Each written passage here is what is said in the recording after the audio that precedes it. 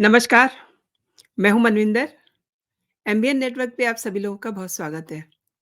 वो guide film का एक गीत मुझे याद आ रहा है, जिसे देवानंद पर फ़िल्माया गया था। कंधे पे कोट डाले हुए, गीत गाते हुए चले जा रहे हैं पहाड़ों पर। वो गीत कुछ इस तरीके से है, कैसे क्या हो गया बेवफ़ा, तेरे प्यार में, चाहा क्या, क्या मिला तेरे प्यार में। तो क्या से क्या हो गया बेवफ़ा। बेवफ़ा को हटा दीजिए और वहाँ पर आप फिट कर दीजिए दिल्ली लिकर स्कैम। क्या से क्या हो गया दिल्ली लिकर स्कैम तेरे प्यार में। चाहा क्या, क्या मिला दिल्ली लिकर स्कैम तेरे प्यार में। अरविंद केजरीवाल की हालत ठीक वैसी ही हो गई है। जिस तरीके से देवानंद ये गीत गाते हुए अ, गाइड फ़िल्में देखे मैंने। दुविधा ये है कि गीत वो किसी को सुना नहीं सकते, मन ही मन गुनगुना रहे हैं। अब सुनाएँ भी किस मुँह से और किसे सुनाएँ? कौन सुनेगा? क्योंकि उनकी मुश्किल पहले से भी बहुत ज़्यादा बढ़ गई है। लेकिन 6 मार्च को तो उनके लिए एक और मुसीबत आ गई है। इसी पर बात करते हैं कि ये मुसीबत क्या है? कहाँ से आई और अब आगे क्या होगा? अच्छा, दिल्ली के सीएम अरविंद केजरीवाल के मेंटर कौन हैं? जानते हैं ना आप? उनके मेंटर हैं झारखंड के पूर्व सीएम हेमंत सोरेन, जो इस समय जेल में हैं। अब केजरीवाल के साथ ईडी का वही ट्रीटमेंट वैसा ही ट्रीटमेंट होने जा रहा है। यानी कि ईडी ने अरविंद केजरीवाल के खिलाफ मुकदमा चलाने की मांग करते हुए दिल्ली की एक अदालत में नई शिकायत दर्ज की है। लेकिन अब देखिए, अरविंद केजरीवाल का स्टाइल देखिए। वो उल्टे बीजेपी पे ही वार कर रहे हैं, जिसे कहते हैं ना पलटवार। तो उनका जो वार है, वार यानी कि ट्वीट वार, उस पर केवल हँसा जा सकता है। मज़ाक है ये एक। या फिर कहिए कि केजरीवाल बहुत ज़्यादा शातिर हैं, क्योंकि वो परसेप्शन बनाने में बहुत माहिर हैं। अब ये परसेप्शन बनाने के लिए उन्होंने ट्वीट किया है। वो क्या कह रहे हैं कि बीजेपी ईडी से परेशान करवा करके लोगों को पार्टी में शामिल करवाती है। वो ये भी कह रहे हैं कि जो बीजेपी में आने से मना कर देता है, उन्हें जेल भेज दिया जाता है। सेल्फ डिफेंस में वो कोई भी कहानी इन दिनों गढ़ने में कोताही नहीं बरत रहे हैं, कुछ भी कह रहे हैं, कुछ भी। अब जो उन्होंने ट्वीट किया है, वो ट्वीट ये है कि ईडी और मोदी सरकार की ये सच्चाई है। कैसे-कैसे लोगों को ईडी से परेशान करवा करके बीजेपी में शामिल कर लिया जाता है। ईडी की रेड करवा के पूछा जाता है, कहाँ जाओगे? बीजेपी या जेल? जो बीजेपी जाने से मना कर देते हैं, उन्हें जेल भेज देते हैं। आज अगर सत्येंद्र जैन, मनीष सिसोदिया और संजय सिंह अगर बीजेपी में शामिल हो जाएँ, तो कल ही उन्हें बेल मिल जाएगी। और ऐसा नहीं है कि तीनों ने कोई गुनाह किया है, बस उन्हें बीजेपी में जाने से मना कर दिया था उन्होंने। आज अगर मैं भी बीजेपी में चला जाऊँ, तो मुझे भी ईडी के सम्मन आना बंद हो जाएँगे। पर ऊपर वाले क्या देर है अंधेर नहीं है, प्रधानमंत्री जी ऊपर वाले से डरिए, ये वो प्रधानमंत्री जी को कह रहे हैं। हर समय एक जैसा नहीं रहता और समय बड़ा बलवान होता है। तो मुझे ये कहने का मन हो रहा है कि बिल्कुल सही कहा है आपने कि हर समय एक जैसा नहीं होता है, समय बड़ा बलवान होता है।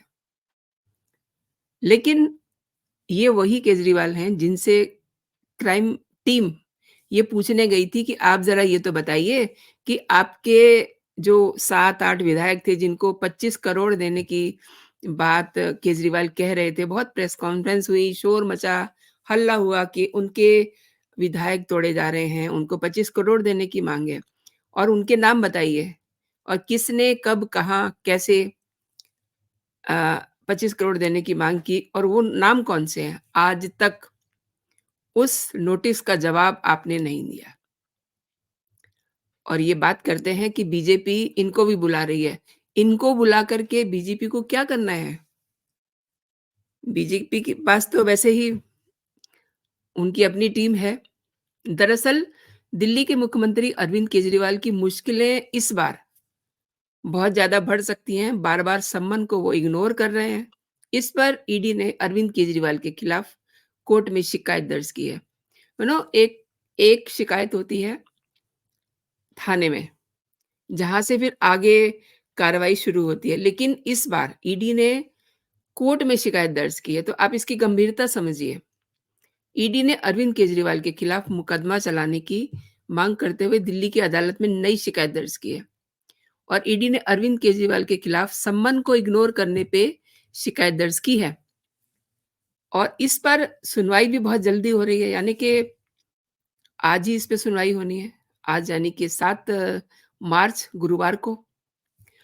अब आप ये जान लीजिए कि एजेंसी ने अदालत में याचिका दायर करके शराब घोटाले से जुड़ी मनी लॉन्ड्रिंग के मामले में केजरीवाल को जो सम्मन जारी किए हैं, उसको नज़रअंदाज करने के खिलाफ मुकदमा चलाने की मांग की थी इससे पहले और कोर्ट ने इस पर जो तारीख दी हुई है वो है 16 मार्च।